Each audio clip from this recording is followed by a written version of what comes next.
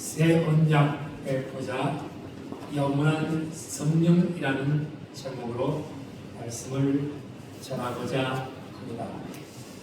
누가복음 6장 31절 이하에 남에게 대접을 받고자 하는 대로 너희도 남을 대접하라고 예수님께서 말씀합니다.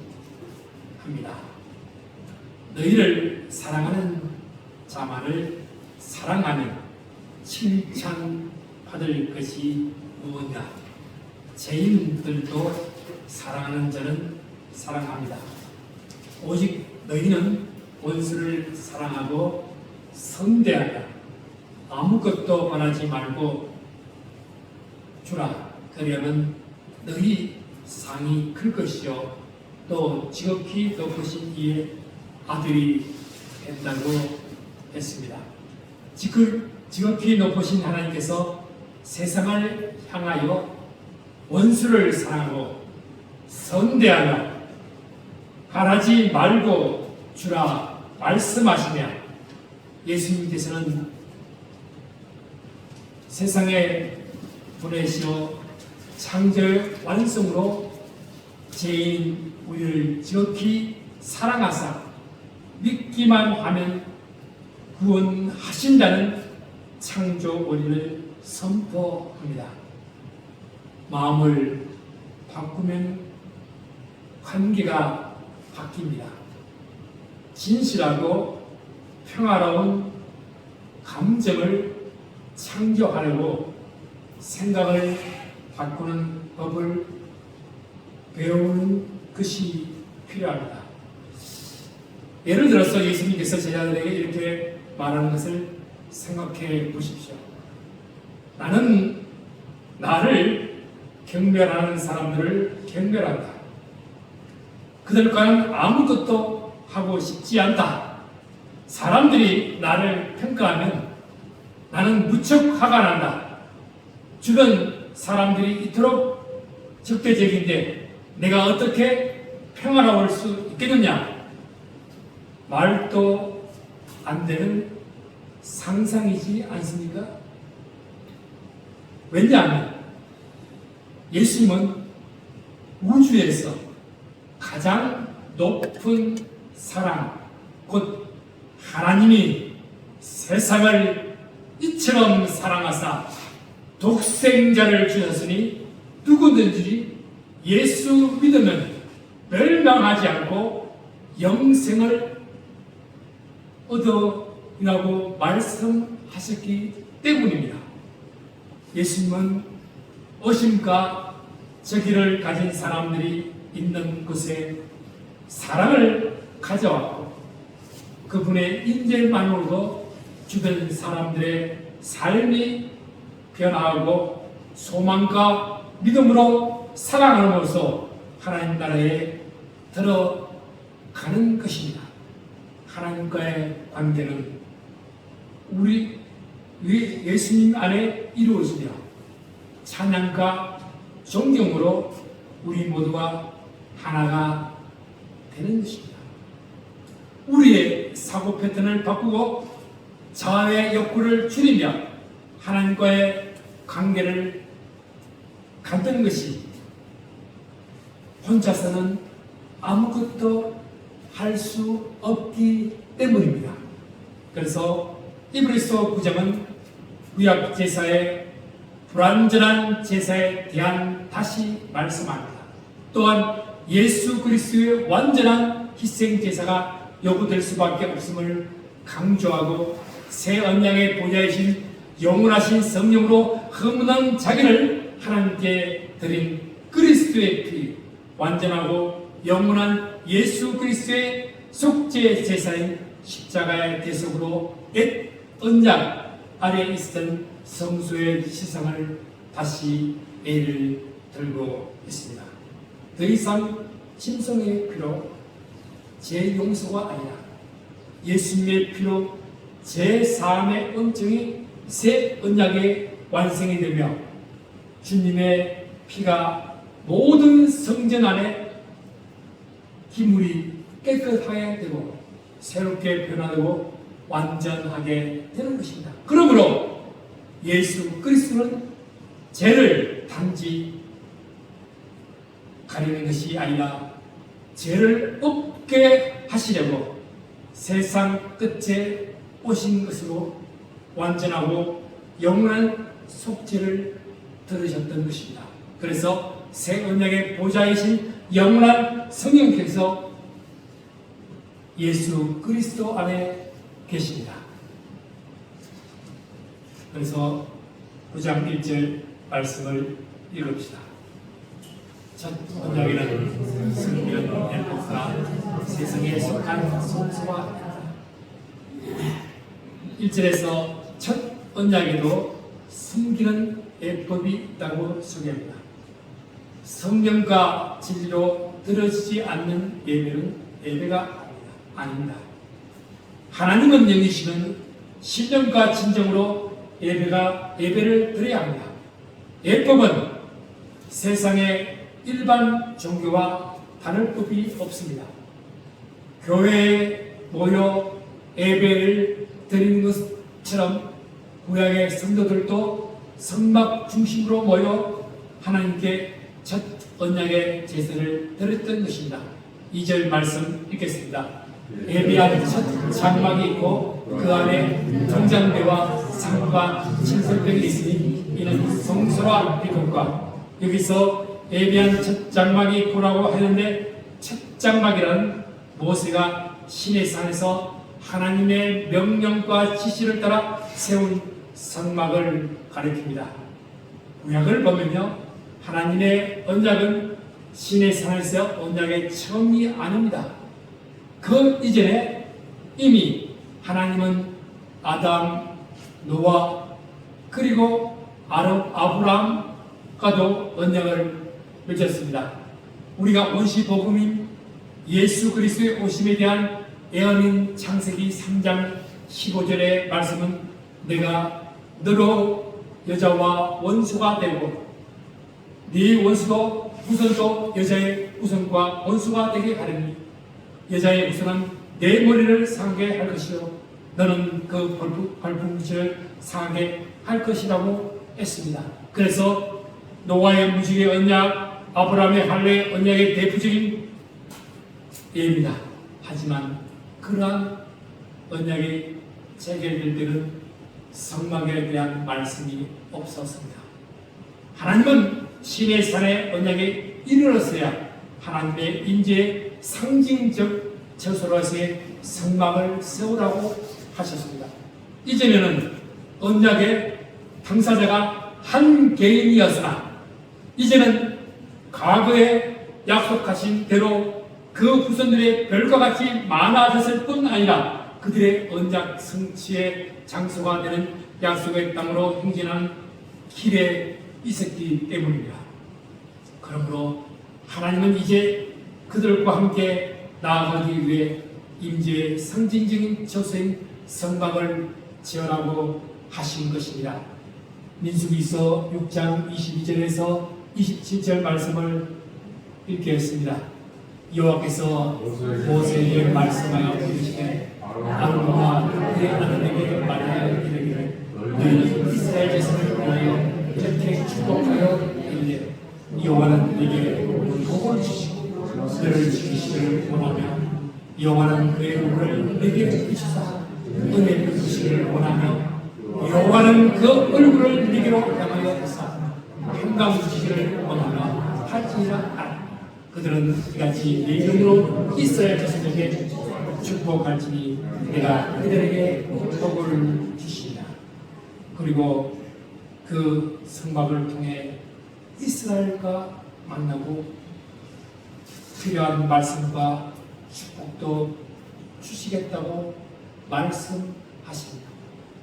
출애굽기 25장 22절에 거기서 내가 너와 만나고 속죄소 위 곧 전국의 위에 있는 두 그룹 사이에서 내가 이스라엘 자손을 위하여 네게 명령할 모든 일을 네게 이루리라 하였습니다. 이런 점에 보면 성막은 단지 하나님의 구체적 임재의 상징일 뿐 아니라 약속의 땅으로 가는 이스라엘 백성에서 유일한 구원의 통로 같은 것입니다. 여호와는 나의 목자입니다. 내게 부족함이 없다는 다윗의 고백입니다. 히브리서 9장 3절 4절 읽겠습니다. 또 둘째 휘장 뒤에 있는 장막을 지성소로 일컫는 나니 금영로와 산을 금으로 산 언약궤가 있고 그 안에 만나를 가는 금 항아리와 아론의 3년 지팡이와 언약의 돌판들이 있고 성막은 사면이 천으로 뚫려 쌓이는 큰 천막입니다. 동쪽에 입구가 있습니다. 제사를 드리는 사람의 성막에 들어가면 가장 먼저 애물로 가지고 온 짐승을 태울 수 있는 제단을 보게 됩니다. 제단 뒤에는 제사장의 손을 씻을 수 있는 물을 담아두는 물두멍이 있습니다.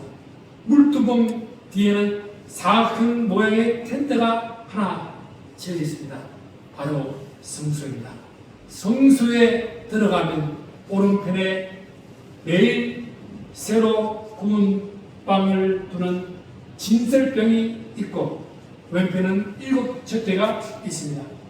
정면은 성소에 있는 향을 피우기 위한 분향단이 있습니다.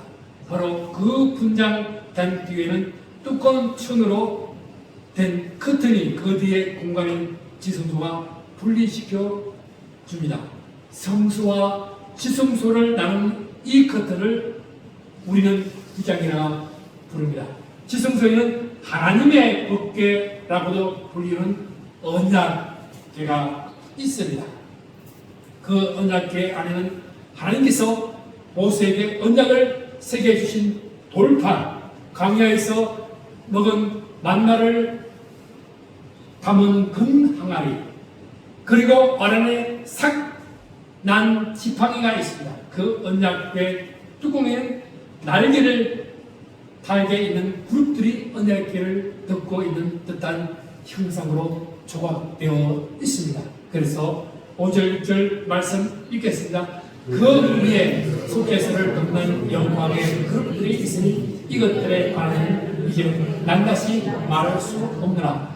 이 모든 것을 같이 예비하였으니 제사장들이 항상 첫 장막에 들어가 승진한 예식을 행하고 하나님은 바로 이 지성소 지극히 거룩한 장소에 임재하십니다.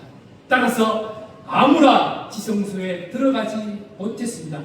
속죄소를 덮는 영광의 그룹들 전 세계에 단 한 사람만 오직 대제사장만 들어갈 수 있습니다. 그렇다고 대제사장도 아무 때나 자기가 원한다고 해서 들어갈 수 없었습니다. 1년에 단 한 번 오직 대속죄일만 들어갈 수 있습니다. 7절 말씀 읽겠습니다. 오직 둘째 장막은 대제사장이 홀로 1년에 한 번 들어가되 자기와 백성의 헌물을 내어 드리는 비없이는 아니하나. 아무리 대제사장이라 하도 지성소에 빈손으로 들어가면 안 됩니다. 그러면 반드시 죽습니다. 그럼 무엇을 들고 갑니까? 그는 제물의 피를 가지고 들어가야 했습니다. 그 피는 대제사장과 백성들의 죄를 용서받기 위해 하나님께 드리는 피였습니다. 8절 말씀 읽겠습니다. 성령이 비로소 보시는 것은 첫 장막이 섰을 동안 성소에 들어가는 길이 아직 나타나지 아니한 것입니다. 성소는 지성소입니다. 지성소를 뜻하는 The Most Holy Place입니다.